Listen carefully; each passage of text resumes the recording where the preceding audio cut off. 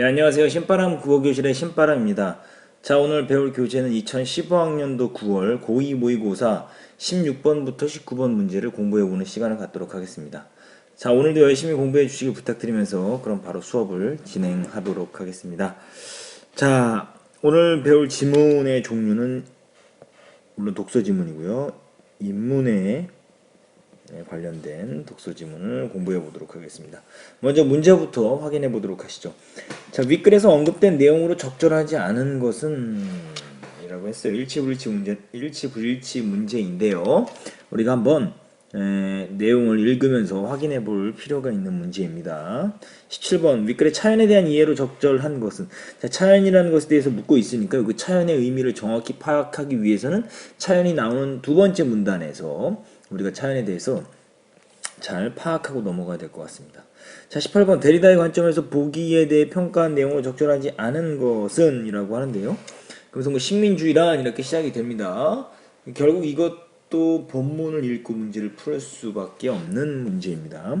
자, 19번 문제는 뭐 보니까요, 어휘 문제인데요. 사전적 의미로 적절하지 않은 건 어휘 문제이므로 바로 읽으면서 해결을 하면 충분히 문제를 풀 수 있으리라 생각이 듭니다.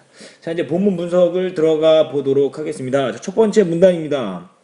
자, 독일의 철학자 후설이라는 사람이 말하는 의식 주체는 서양 근대 철학의 형이상학적 사고방식을 잘 보여준다. 의식 주체에 대해서 이야기하네요. 후설에 의하면 의식 주체는, 기억으로 묶어볼까요? 다른 것에 도움 없이 스스로 존재하는 것, 즉는 현존하는 것이며 사유의 대상인 객체에 비해 우월함의 본질적이다. 아주 의식 주체라는 건 뭐냐? 다른 것에 도움 없이 스스로 존재해. 대단하네요. 그리고 사유 대상인 객체에 비해 우월하다. 그리고 본질적이다 라고 이야기합니다. 이것이 의식 주체의 뭡니까? 개념이 되겠습니다. 정리 한번 잘 해보죠. 의식 주체의 개념인데, 의식 주체라는 게 뭐냐? 객체보다도 우월하고, 그리고 본질적이며 스스로 존재한다 이런 거예요. 그 절대적인 것이다라고 이야기하는 겁니다. 이와 같은 맥락에서 의식 주체인 정신은 곧 나의 본질로 그 자체로 완전하고 절대적이며 어떤 상황에서도 변하지 않는 자기 동일성을 지닌 것으로 간주된다. 간주된다. 19번에 1번 상태, 모양, 성질 따위가 그와 같다고 봄. 네, 이거 맞습니다. 그러니까 1번은 정답이 되지 않네요. 그런데 이제 다시 돌아와서, 그런데 이러한 관점은 이원 대립적 사고방식을 바탕으로 주체와 객체가 우열관계 내지 착취관계에 있다고 보아 객체에 대한 주체의 지배를 정당화한다는데 문제가 있다. 그러니까 이 글쓴이는요, 이 의식 주체 개념에 대해서 마이너스 생각을 갖고 있어요. 왜? 객체에 대한 주체의 지배를 정당화하는데 문제가 있기 때문이다라는 거예요. 주체 개념의 정립이 17, 18세기 자본주의의 소유 이론과 맞물려 있다는 것은 우연이 아니다. 자, 두 번째 문단. 이와 같은 이원 대립과 위계의 가치 질서를 만들어낸 후설의 의식 주체를 비판하는 입장이라 그랬으니까 반대가 되겠죠. 데리다는 차연이라는 개념. 그러니까 의식 주체는 절대적이고 그리고 본질적이며 객체에 비해 우월하고 스스로 존재하는 것, 완전하다, 뭐 이런 것들인데 그것과는 다른 개념이 뭐냐? 차연이다라는 거, 차연. 그러니까 이렇게 보시면 이 의식 주체와 반대가 되는 개념이 바로 뭡니까? 차연이다라는 거예요. 자, 차연이라는 개념을 개진한다. 19번에 2번 갑니다. 주장이나 사실 따위를 밝히기 위하여 의견이나 내용을 드러내어 말하거나 글로 쓴다. 자, 드러내서 말이나 글로 쓴다. 개념을 뭐한다? 글로 쓰는다. 그리고 말한다. 말 되죠? 이거 2번도 맞는 말이니까 정답은 되지 않습니다. 자, 계속 갈게요. 차연을 뜻하는 신조어, 차연 기억으로 묶어보시죠. 디페랑스는 차이와 연기의 의미를 지닌다. 차이와 연기의 의미를 지닌다라고 하면서 차연이 차이와 연기의 의미를 지닌다라고 이야기하면서 차연의 개념을 이야기하고 있습니다.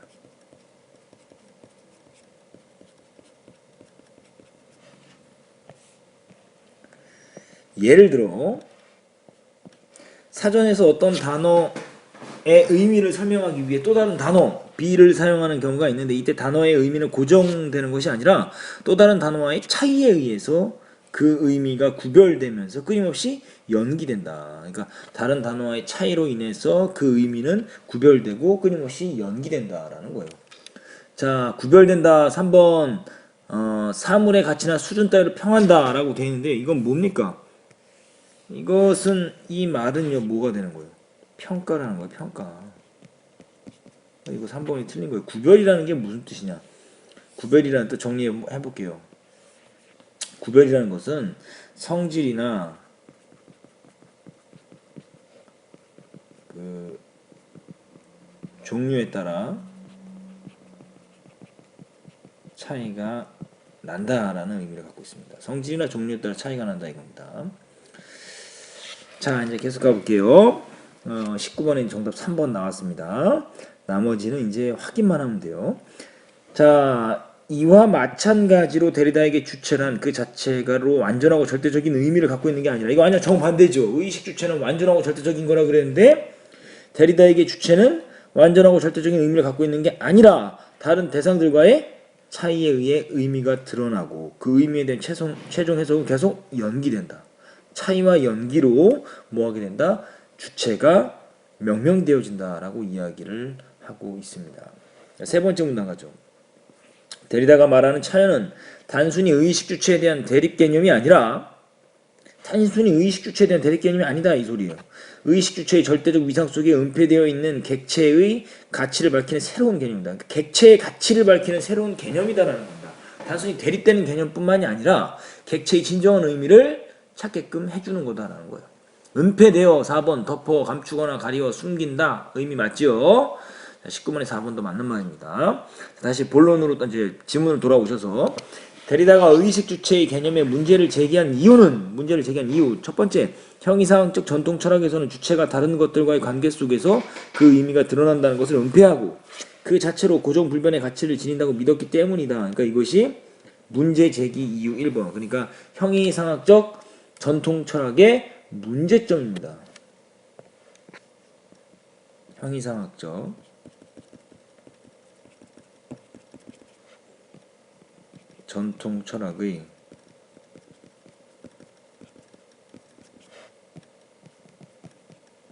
문제점 1번이 되겠습니다.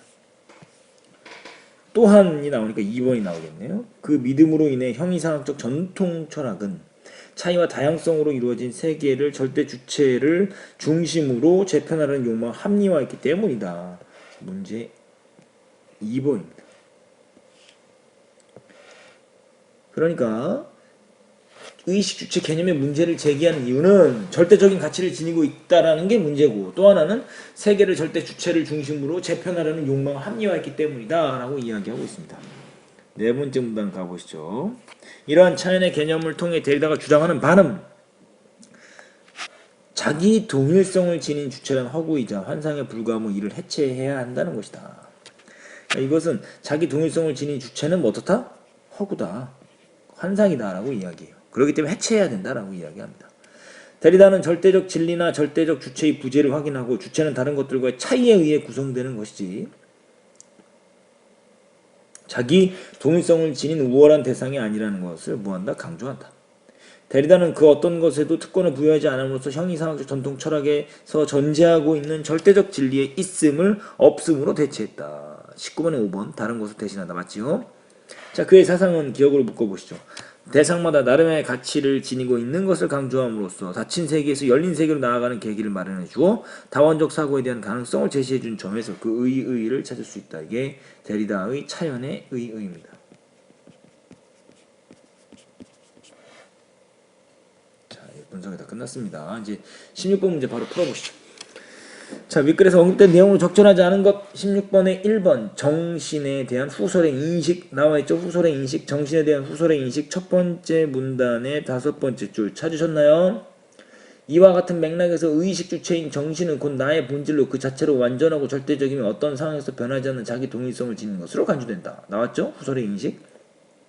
자, 2번 데리다 사상이 갖는 의의 네 번째 문단, 맨 마지막 문단 방금 전에 읽었죠. 여덟 번째 줄, 그의 사상은 이러면서 대상보다 나름의 가치를 지니고 있다는 것을 강조함으로써 닫힌 세계에서 열린 세계로 나아가는 계기를 마련해주며 다원적 사고에 대한 가능성을 제시해준다는 점에서 그의 의의를 찾을 수 있다라고 이야기합니다. 자, 3번 의식주체 개념이 지닌 문제점 나왔죠. 세 번째 문단 여섯 번째 줄부터 아홉 번째 줄까지 문제점 1번, 2번 선생님이 해줬어요. 첫 번째는 그 자체로 고정불변의 가치를 지닌다고 믿었기 때문이고, 두 번째는 세계를 절대 주체를 중심으로 개편하려는 욕망을 합리화했기 때문이다. 자, 4번 형이사학적 사고방식의 정립의 계기, 정립 계기는 나와있지 않으니까 정답은 4번이고요. 5번 주체의 자기 동일성에 대한 데리다의 견해 어디 있습니까? 주체의 자기 동일성에 대한 데리다의 견해는 네 번째 문단 첫 번째 줄과 두 번째 줄에 뭐라고 이야기합니까? 자기 동일성을 지닌 주체란 허구이자 환상에 불과하다. 그렇기 때문에 이를 해체해야 한다라고 이야기하고 있습니다. 자, 좋습니다. 16번에 4번 해결했고요. 17번 차연에 대한 이해로 가장 적절한 것. 자, 차연의 의미를 찾아보도록 하죠. 1번 주체의 의미는 고정되지 않으며 다른 것들과의 관계 속에서 구성된다. 주체의 의미는 고정되지 않고 뭐와 뭐로 다른 객체와의 차이, 그러니까 다른 객체와의 차이, 그리고 그 차이에 다른 대상들과의 차이에 의해서 의미가 드러나고, 그리고 계속해서 그 의미는 연기된다. 그래서 차연이라고 이야기합니다. 그래서 정답은 1번이 되는 거죠. 자, 2번 객체는 주체로부터 비롯된다. 이거 말 틀리죠. 주체와의 본질적인 차이에서 의미가 결정된다는 말 틀렸습니다. 주체가 지닌 절대적 지위, 이것은 틀린 말이죠. 이거 누구의 견해입니까? 형이상학적 사고방식, 형이상학적 전통철학의 견해죠. 그러니까 틀렸죠. 4번 주체가 그 자체로 완전해지기 위해서 어떤 상황도 변하지 않아야 된다? 항상 변한다 그랬잖아요. 끊임없이 연기된다라 그랬잖아요. 그러니까 틀리죠. 5번 주체의 의미를 변별하기 위해서 의미의 모호성을 유발하는 요소들 제거, 이건 말도 안 되는 논점 일탈의 답지다라는 것을 알 수 있습니다. 우리 친구들 중에서 5번을 선택한 친구들은 없어야 됩니다. 자, 18번 데리다의 관점에서 보기에 대해 평가한 내용으로 적절하지 않은 것은. 자, 식민주의란 양육강식을 근간으로 삼는 차별적 이데올로기이다. 식민주의에 대한 이제 개념을 이제 이야기했어요. 자, 힘이 센 나라가 자신보다 약한 나라를 무력으로 침략하여 물적 인적 자원을 약탈하고 그곳을 지배하는 행위를 정당화한다. 왜? 힘이 센 나라니까. 서양 근대 철학은 이러한 식민주의 이념적 뒷받침이 되었다. 데리다가 평가한 내용입니다. 데리다의 관점이다라는 거 중요하게 생각해 두셔야 돼요. 차연의 관점을 생각하면 되겠죠. 1번 식민국이 스스로 열등성을 극복할 수 있어야 식민주의를 해체할 수 있겠군. 자, 스스로 열등하다, 객체가 열등하다, 약한 나라는 객체로 볼 수 있겠죠. 근데 그 열등성을 극복할 수 있어야 한다라는 것은 이건 어떤 개념입니까? 형이상학적 사고방식이에요.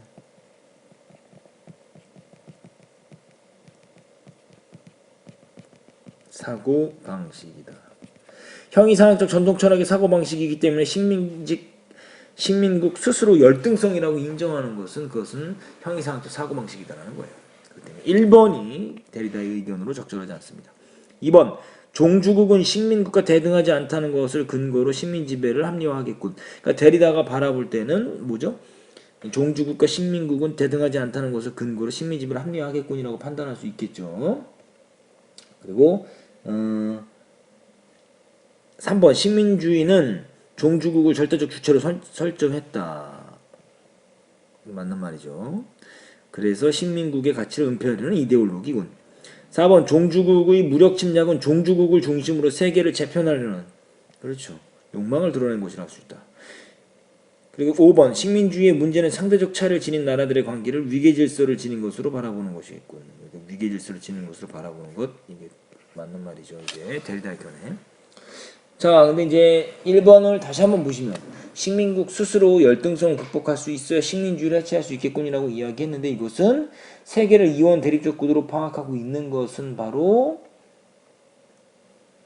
형이상학적 사고방식에서 바라보는 것인데, 그것을 극복할 수 있어야 한다는 건 그 차이가 있다는 것 자체, 열등하다라고 이야기를 하지 않는다라는 거죠. 대리단은 상대적인 차이만 있을 뿐이다라는 거죠. 그걸 열등하다라고 얘기했기 때문에 그것은 틀렸다. 18번이 1번이 틀렸다라고 이야기를 할 수가 있습니다. 자, 19번 문제는 우리가 4번으로 해결했으니까요. 자, 16번부터 19번 문제를 우리가 다 해결했습니다. 이렇게 해서 오늘 그 인문 지문 분석과 16번부터 19번 문제의 분석을 다 했습니다. 오늘 배운 부분을 여러분들 꼭 복습하시고요. 틀린 부분이 있다면 여러분들의 근거를 확실하게 수정하고 보완하는 시간을 갖길 바랍니다. 근거 없이 정답을 선택하는 것은 그건 찍은 것이다. 맞아도 맞은 것이 아니다 라는 것을 기억해 두시고요. 여러분들이 항상 근거를 세울 때, 그 정답을 선택할 때는 확실한 근거가 있어야 된다는 것을 잊지 않았으면 좋겠습니다. 자, 오늘도 열심히 공부해 주셔서 감사합니다. 그럼 다음 시간에 다시 만나요. 소년이여 야망을 가져라.